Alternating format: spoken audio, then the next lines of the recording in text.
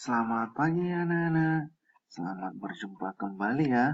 Apa kabar? Semoga tetap sehat dan semangat untuk belajar ya. Nah, pada pagi hari ini kita awali pelajaran kita dengan doa pembuka yang ada pada halaman 146. Dalam nama Bapa, Putra, dan Roh Kudus. Amin. Ya Tuhan, hari ini kami akan belajar tentang sakramen Ekaristi. Biarkan kami menyaksikan cinta-Mu yang tak terhingga dan kebaikan-Mu sampai kami boleh mewarisi rahmat yang tak terkira ini. Kuatkanlah kami agar dapat meneruskan cinta agung yang kami terima dengan mencintai sesama kami dimanapun kami berada. Amin. Dalam nama Bapa, Putra, dan Roh Kudus. Amin. Nah, anak-anak, setelah kita selesai berdoa, maka buka buku halaman 145. Jadi pelajaran 11 adalah sakramen Ekaristi. Minggu yang kemarin kita belajar tentang sakramen baptis. Nah, itu merupakan sakramen yang pertama yang diterima dalam gereja Katolik. Nah, sekarang adalah sakramen Ekaristi. Nah, sakramen Ekaristi merupakan sakramen yang kedua atau urutan kedua yang diterima dalam gereja Katolik setelah sakramen baptis. Nah, sakramen Ekaristi adalah tanda persekutuan atau tanda persatuan kita dengan Tuhan Yesus Kristus untuk ambil bagian dalam karya keselamatan perutusannya. Nah, perayaan Ekaristi dalam tradisi gereja Katolik dibagi menjadi 4 bagian. Yang pertama, ritus pembuka.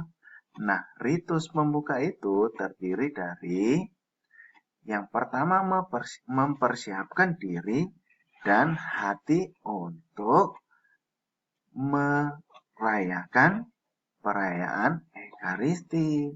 Lalu yang kedua, lagu pembuka. Nah, di sini akan dinyanyikan lagu pembuka yang telah ditentukan oleh petugas. Lalu doa taubat. Doa taubat ini dipimpin oleh Romo lalu diikutin oleh umat. Lalu pujian atau kemuliaan. Nah, setelah itu baru doa pembuka. Nah, itulah rangkaian ritus pembuka. Nah, setelah itu ada liturgi sabda. Nah, liturgi sabda ini terdiri dari yang pertama mendengarkan sabda Tuhan, yaitu bacaan pertama dan bacaan kedua yang dibacakan oleh lektor. Nah, anak-anak juga nanti bisa ambil bagian menjadi lektor ya. Lalu Mazmur. Lalu di sini pengantar baik Injil yaitu Haleluya ya, biasanya Haleluya. Lalu Injil yang dibacakan oleh Romo. Lalu homili. Nah, pada kesempatan itu Romo akan berkhotbah menyampaikan homilinya. Nah, setelah itu anak-anak liturgi Ekaristi. Nah, liturgi Ekaristi itu terdiri dari puncak perayaan Ekaristi atau dikatakan sebagai puncak perayaan Ekaristi. Mengapa? Karena di situ akan terjadi ya pemecahan roti atau Romo melakukan namanya konsekrir ya melalui doa syukur agung dan selain itu mengenang perjamuan terakhir. Lalu dengan itu kita dipersatukan dengan Kristus melalui komuni kudus. Nah, setelah itu baru ritus penutup ya. Ritus penutup terdiri dari berita gereja, lalu doa penutup, lalu berkat dan perutusan. Nah, itulah rangkaian atau ritus dalam perayaan sakramen Ekaristi.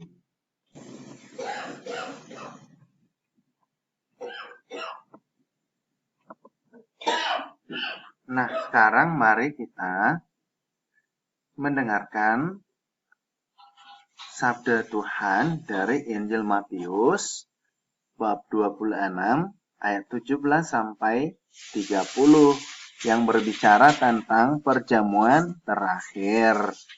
Nah, di sini anak-anak diberi kesempatan untuk membaca bukunya, buku paket halaman 151 sampai pada halaman 153. Nah, silakan anak-anak baca ya di rumah. Nah, setelah dibaca, nanti dipahami apa isi dari teks kitab suci itu.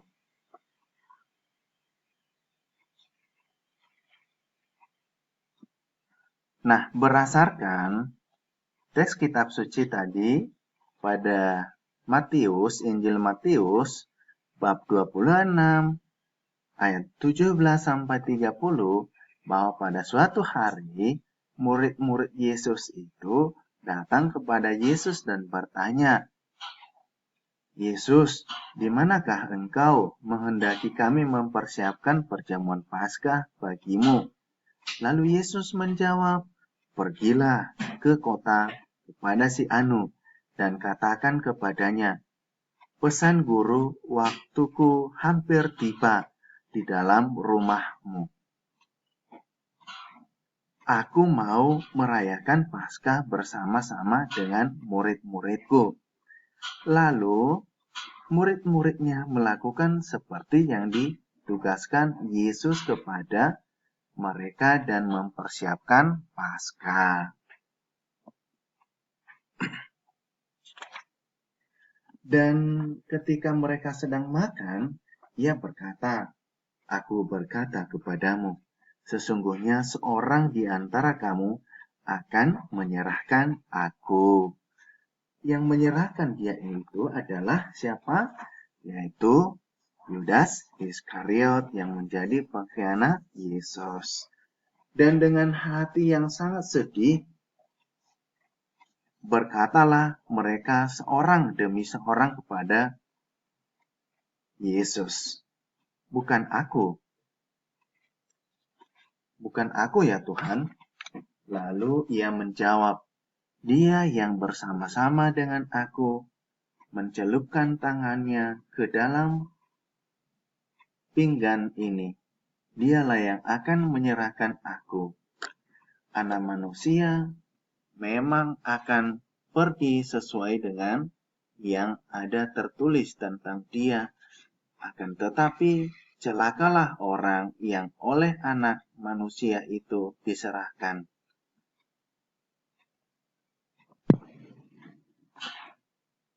Adalah lebih baik bagi orang itu sekiranya ia tidak dilahirkan. Nah, Yudas yang hendak menyerahkan dia itu menjawab katanya, bukan aku ya Rabbi, kata Yesus kepadanya, engkau telah mengatakannya. Dan ketika mereka sedang makan, Yesus mengambil roti, mengucap berkat, memecah-mecahkannya, lalu memberikannya kepada murid-muridnya dan berkata, ambillah, makanlah, inilah tubuhku. Sesudah itu ia mengambil cawan dan mengucap syukur lalu memberikannya kepada mereka dan berkata, minumlah kamu semua dari cawan ini, sebab inilah darahku, darah perjanjian yang ditumpahkan bagi banyak orang untuk pengampunan dosa. Akan tetapi aku berkata kepadamu, mulai dari sekarang Aku tidak akan minum lagi hasil pokok anggur ini sampai pada hari aku meminumnya, yaitu yang baru, bersama-sama dengan kamu dalam kerajaan Bapakku. Sesudah menyanyikan nyanyian pujian, pergilah Yesus dan murid-muridnya ke Bukit Zaitun. Nah, itulah perjamuan yang dilakukan oleh Yesus bersama dengan para murid-muridnya. Nah, Ekaristi berasal dari kata Eucharisti yang berarti ucapan terima kasih atau syukur kepada Allah. Dalam Ekaristi, umat beriman berkumpul untuk pertama merayakan perjamuan Tuhan, lalu mengenang sengsara dan kebangkitan Tuhan kita Yesus Kristus, lalu mempersembahkan kurban kudus, lalu menerima komuni kudus, bersatu dengan Kristus, merayakan misa kudus. Lalu di sana ada perutusan kita untuk mewartakan kabar sukacita kepada sesama kita.